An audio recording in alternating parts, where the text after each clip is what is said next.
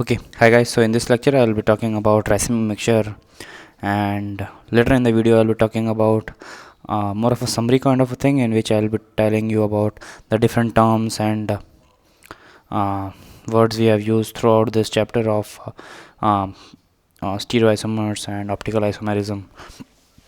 Uh, I do feel that when you are a student, you need a lot more practice and lot more clarity and revision at time and time again, so that you get a better grip over the concepts and you perform better in the examination. So this video is dedicated towards that only. So I'll be providing you the summary of what we have discussed till yet, and before that, let us look into what is known as racemic mixture. Okay, racemic mixture. Okay, so racemic mixture is if equimolar mixture of two enantiomers is mixed, then it's known as racemic mixture. So racemic mixture is just equimolar mixture of the two enantiomers. Okay, and racemic mixture is optically inactive due to external compensation.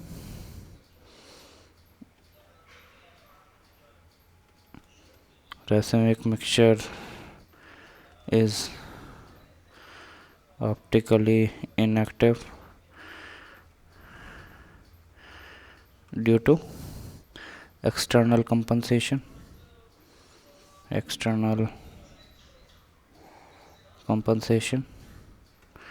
Because we have R and S configuration, both compounds present in the mixture and in equal moles, hence so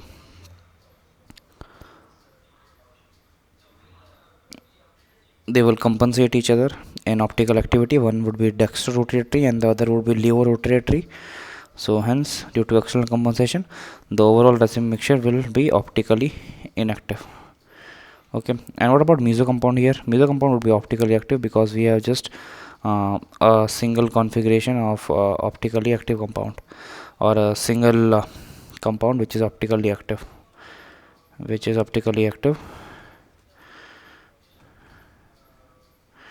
and racemic mixture is a equivalent mixture of enantiomers, or a binary mixture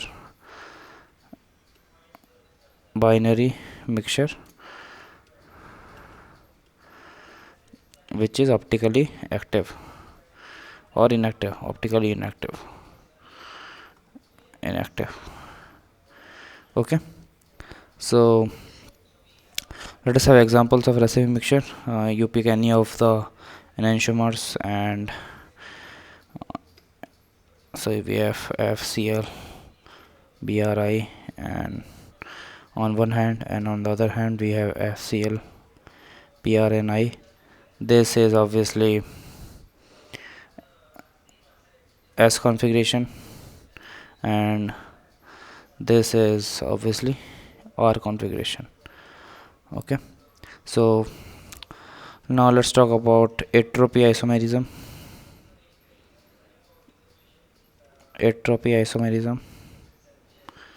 So entropy isomerism is nothing but if isomers which are optically active due to steric crowding, then they are known as entropy isomers rather. Okay, so isomers which are optically active due to steric crowding are called entropy isomers. Okay, so now let's start off with our summary part first. Let us start off with our summary. Okay, so this is a summary of our chapter so far. Okay, so what is a stereoisomer? Stereoisomer is nothing but it's a, okay, rather let me not put this in bracket. Stereoisomer is nothing but change in position of groups in a compound uh, in space. Okay, so this is just change in position of groups in space. This is stereoisomer. So these can broadly be classified into two. We have conformers on one hand, and we have configurations on other hand. So in conformers, we actually talked about sigma bond rotation and amine inversion. So this is sigma bond rotation and amine inversion. Okay, so sigma bond rotation is just simple rotate the sigma bond of CC carbon, CC bond, and amine inversion in we actually studied this in as a part of our last lecture. So in general organic chemistry we actually studied it. And sigma bond rotation, so simply rotate bond, simply rotate. Let me not write it, it is easily understandable. So it is a simply rotation of bond across rotation of atoms across a CC single bond.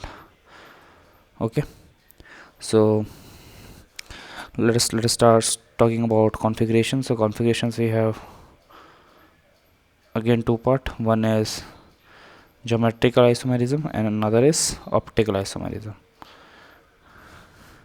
In geometrical isomerism can be found across pi bond,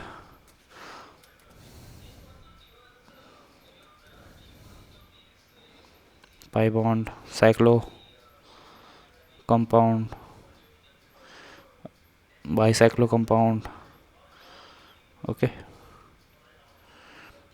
spiro compound, cumulines, spiro compounds, cumulines, okay.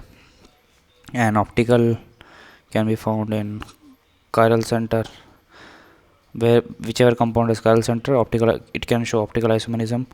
We have studied about enantiomers, we have studied about diastereomers,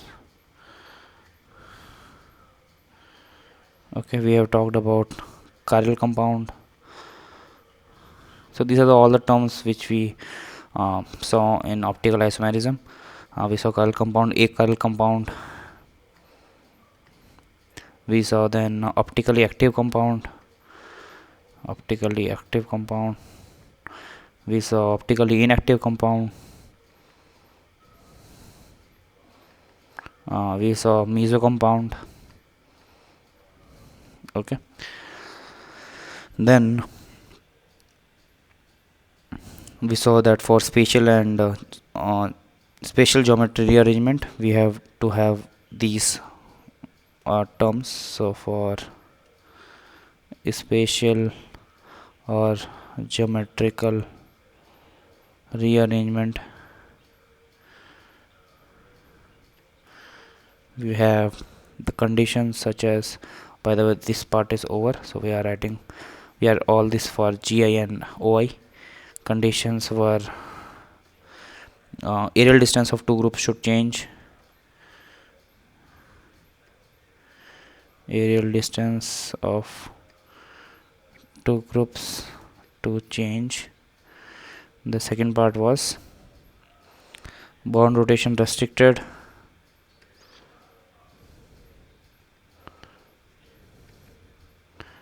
and the third one was compound should be stereoisomer.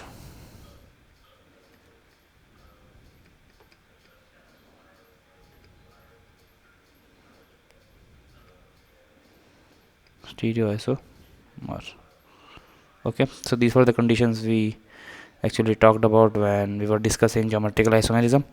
Okay, so now let us deep down into the definitions of each term. So we had chiral center, So chiral center, what is a chiral center? Chiral center is nothing but 4 different groups attached to a carbon atom. So 4 different groups, not only to a carbon atom, it can be any atom. 4 different groups attached to an atom. Okay, and in this we had that it cannot be sp2. sp2 carbon cannot be a chiral center. And the second thing was it should not be in resonance.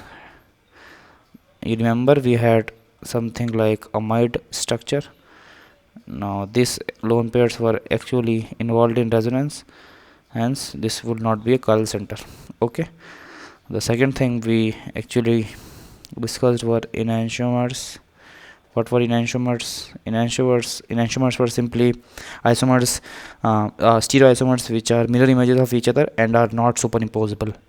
So stereoisomers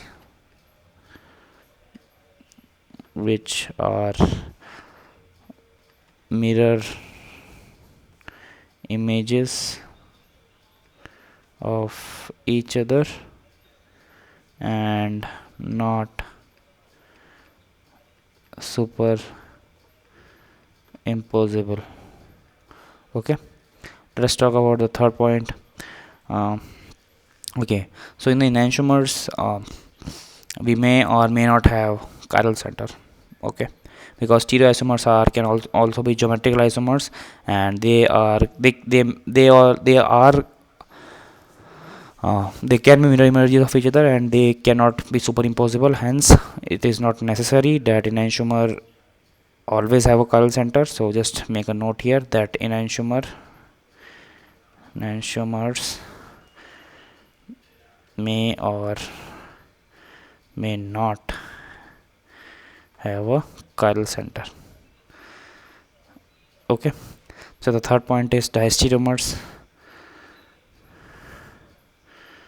So diastereomers, we have simply stereomers which are not mirror images of each other are called diastereomers. So it's simple. Stereoisomers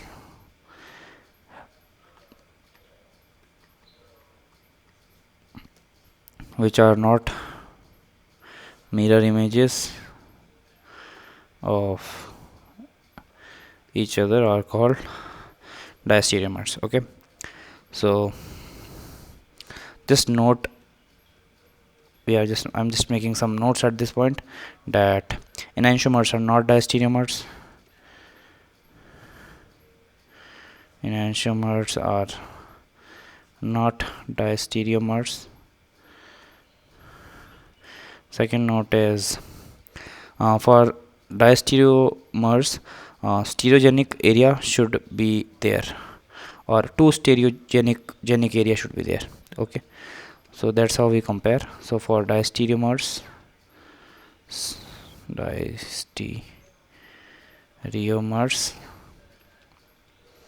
two stereogenic area should be there. Okay, third point is diastereomers may or may not contain chiral center, which we have already discussed this. Okay, so let's continue over the fourth definition of chiral compound. So what's a chiral compound? So chiral compound is unsymmetric compounds are chiral compounds. That's simple. Okay,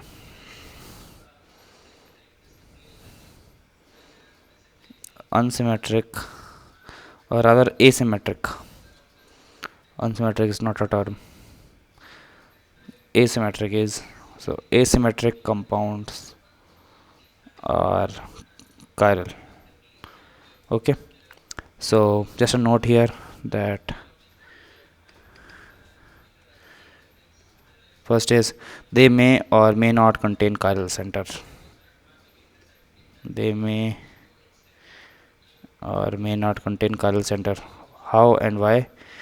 Geometrical isomers can be chiral compounds because they are asymmetric and they don't have any chiral center.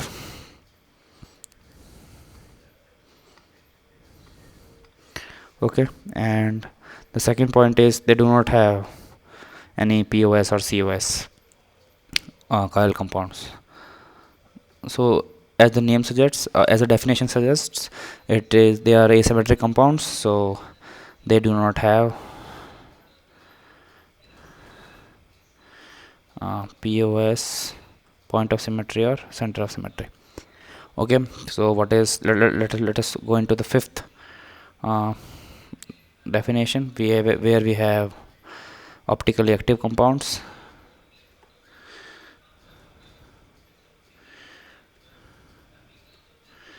So optically active compounds are as the name suggests, are chiral compounds which are optically active.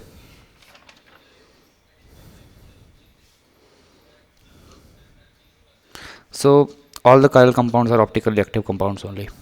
So chiral compounds are optically active, and also they may or may not contain chiral center. What are achiral compounds? So symmetric compounds are called achiral compounds. So if I write fourth dash position here, so achiral compounds, I just merge the definition, it would be symmetric compounds are achiral. Similarly, if I have to merge the definition of obviously they may or may not have chiral center, but they wouldn't necessarily have POS and COS. So what are optically inactive compounds? So I just merged the definition here with the fifth dash point. So optically inactive compounds, so optically inactive compounds are compounds which are achiral. So achiral compounds are optically inactive. Okay, so they may or may not have chiral center. And lastly, what are meso compounds? Compounds which are symmetrical and have POS and COS, and they also have a chiral center. Okay, so let us look into what our sixth definition is. Meso compounds. Meso compounds, the conditions are chiral center plus POS or COS. Okay, so with this we come to the end of this lecture, and in the next lecture we'll be seeing on some examples on how to calculate the total number of stereoisomers of a given compound. So till then, good luck and goodbye.